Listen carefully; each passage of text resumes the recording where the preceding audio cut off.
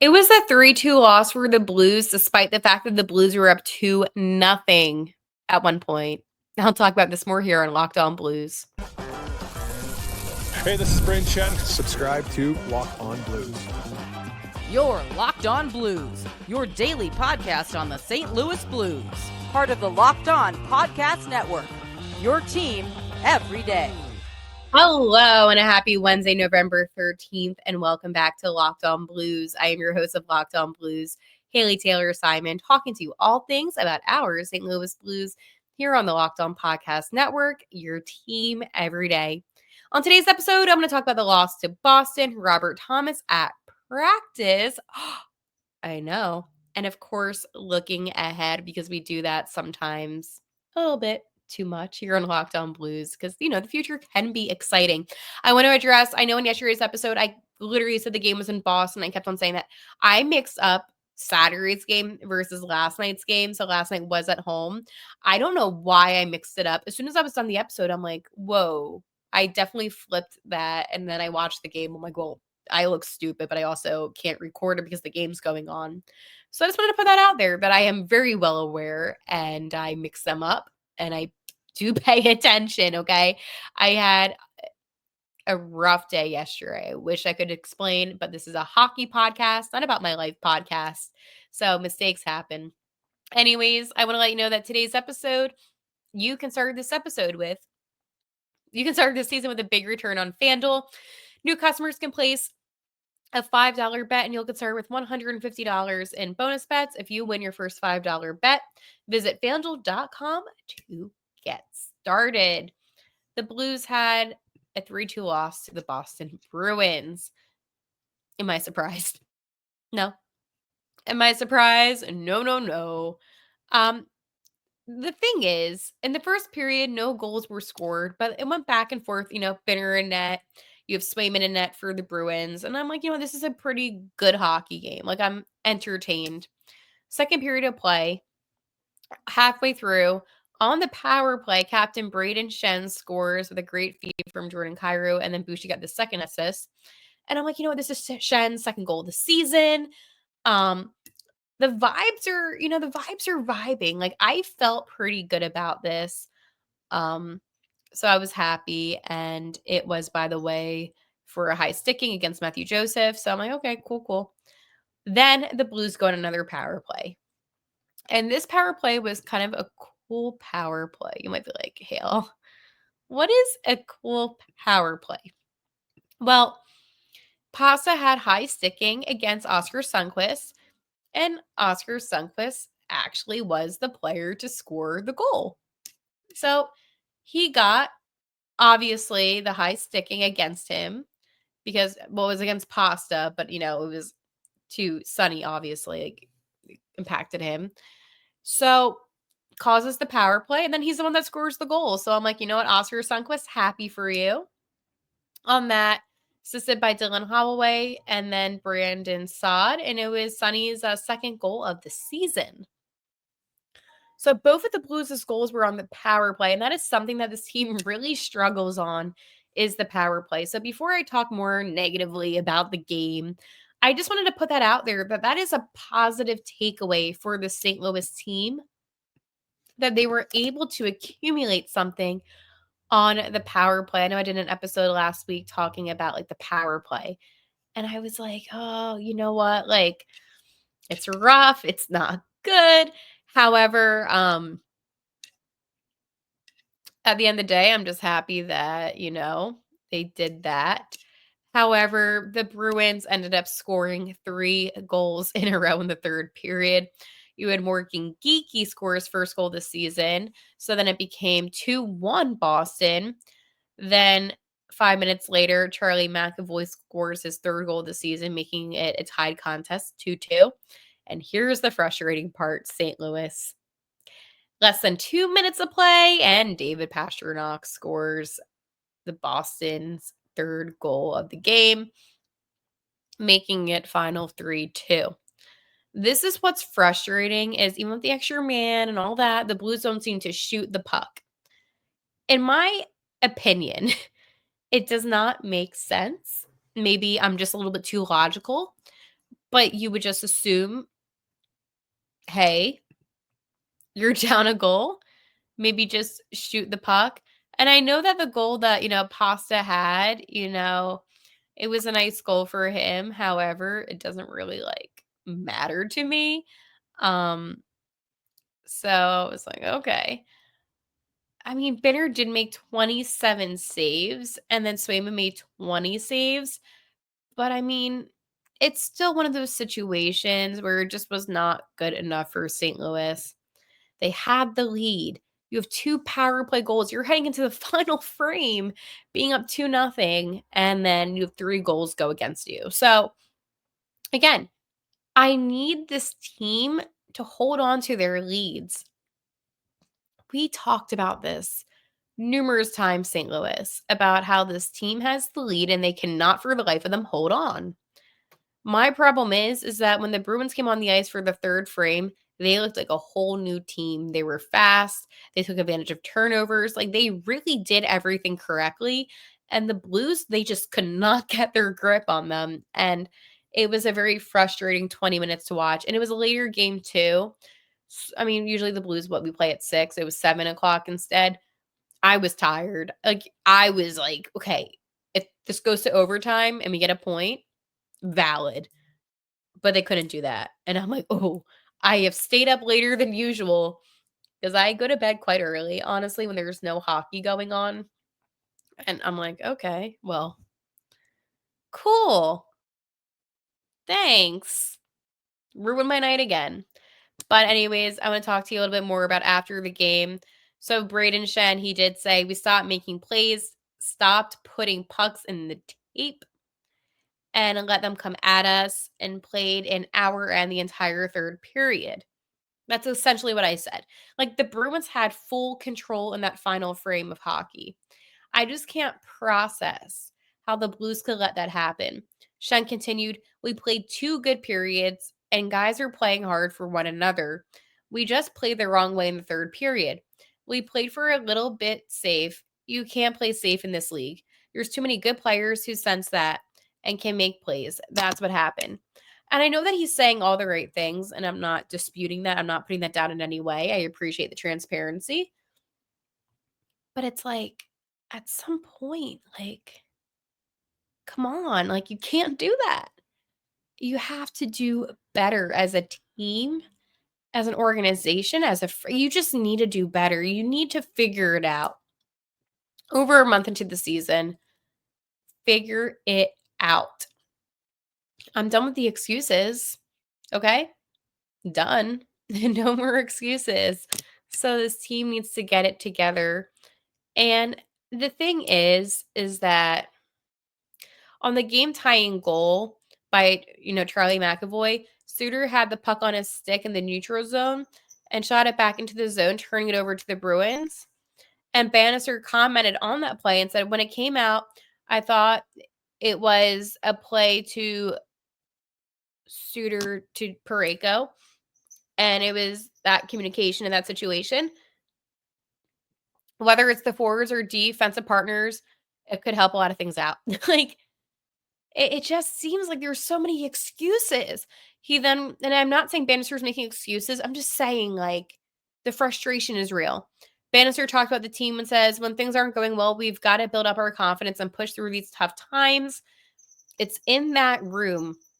We're obviously struggling with our game, but it's going to come, and it's going to be playing resilient and playing together. And it's another night where they failed Benner. I'm just going to be honest with you. You failed Jordan Binnington again. So yeah, that was Boston. It was quite a lot. It was a mess. It wasn't fun. It was honestly a very frustrating game, but this team needs to really focus on the next game, right? I mean, I'm going to talk about this later in today's episode, just because obviously they play tomorrow and they're at Buffalo taking on the Sabres, and then they go back to Boston and then the Hurricanes. So you have a couple tough games coming up on the road. So that makes me nervous. Don't like that. But again, one of those things where I think this team still has potential, right? However, I still get kind of nervous. All right, I'm going to talk to you about Robert Thomas. Speaking of something positive that I did manifest in yesterday's episode, but first, Omaha Steaks. All right. Nothing delivers comfort and joy quite like the unrivaled quality and taste of Omaha Steaks. This year, skip the holiday hustle and bustle and save 50% off gourmet gifts site-wide at omahasteaks.com. Plus, get a $30 reward card when you shop early and score an extra $30 off with promo code NHL. With 5 generations of experience, they consistently deliver the world's best steak experience. And the gifting experts at Omaha Steaks have made it easy to deliver the perfect gift with thoughtfully curated gift packages starting at $89.99. From legendary steaks to mouth-watering desserts and more, save 50% off site-wide at omahasteaks.com. Plus, our listeners get an extra $30 off with promo code NHL and a $30 reward gift card when you shop early. That's 50% off at omahasteaks.com with an extra $30 off with promo code NHL. Minimum purchase may apply. Now, that does sound delightful. I actually might take advantage of that deal right now. Anyways, Robert Thomas at practice. Yay! This is very good news. Obviously, we know my boy is Robert Thomas. And on yesterday's episode of Locked On Blues, I said, what if Robert Thomas returns? Well, guess what? Hey, or is that on Monday? Hey, same thing. Biggest Robert Thomas fan in the planet. So Robert Thomas was on the ice 22 days after fracturing his right ankle on October 22nd against the Winnipeg Jets when he blocked a shot by one of the Jets defensemen in the third period. That game did result in a 3-2 loss. But it was good seeing Thomas back on the ice today. I have to tell you, I was so excited, okay? Thomas, honestly, like he had 1 goal, 5 assists in 7 games, so he didn't play that much, but he was in one of the no contact powder blue jerseys. But I mean, he did participate in the entire skate for the first time with his teammates. And originally, he was supposed to be reevaluated in 6 weeks. Coach Bannister spoke about it.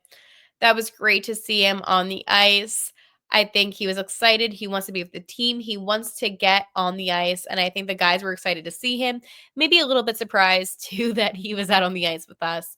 I thought he looked good. Obviously, there's no timeline with his injury, but it's good to see him on the ice with us. So I really did think that was exciting. I did. Okay. I cannot put into words my reaction when I saw social media posts about Robert Thomas on the ice today. I think he's going to recover a lot faster, maybe, than we think. Now, with the fractured ankle, there's always the possibility this could take even a full season to return. It's not going to take maybe that full 6 weeks. It could take more. I don't know. It's one of those things where at the end of the day, like, you just don't know exactly what the timeline is.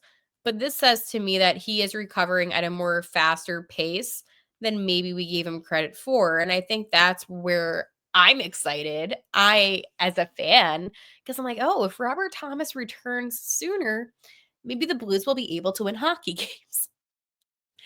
And that was actually kind of harsh, but it's the reality. I mean, the 25-year-old makes an impact on the ice, okay? That 2017 draft, by the way, I think about it all the time just because it was such an impactful draft. But I also have good news, though, because Thomas will actually be traveling with the Blues on their upcoming 3-game road trip, which begins tomorrow in Buffalo. And it's so that he can skate with the club.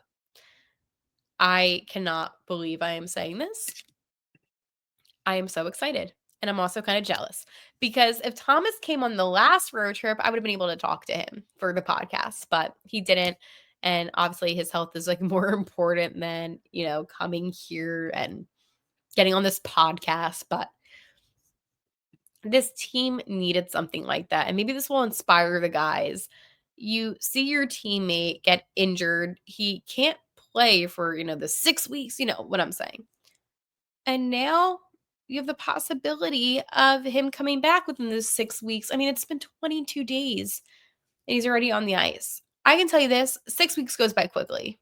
It may not seem like it to you, goes by fast. And it's really not that long of a time. In reality, it's a month and a couple weeks. Like, it's really not a long time. Like, there's been players that have injuries that last a lot longer than that. So he was hurt I'm going to do some math in my calendar right now. He got hurt on October 22nd, okay? Tuesday, October 22nd. So you have the 29th, a week, the 5th, 2 weeks. This is the 3-week mark. So this is halfway. 19th will be 4, 26th will be 5, December 3rd. Keep that date in mind. That's when Robert Thomas should return. So it's really not that far away. As I said, 6 weeks is not a long time, okay? For anything in life, I would know. If you know, you know. But it's really not a long time. So I would not panic. I would not be like, oh my gosh, like, we're not going to see Robert Thomas. You're going to see Robert Thomas.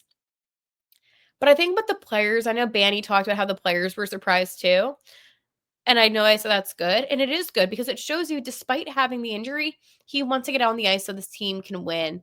And I feel like all these players need that mentality right now. They need that win mentality. So maybe Robert Thomas can provide that to them. And that's another thing that makes me excited. I also think the Blues have really cool no contact jerseys with the powder blues.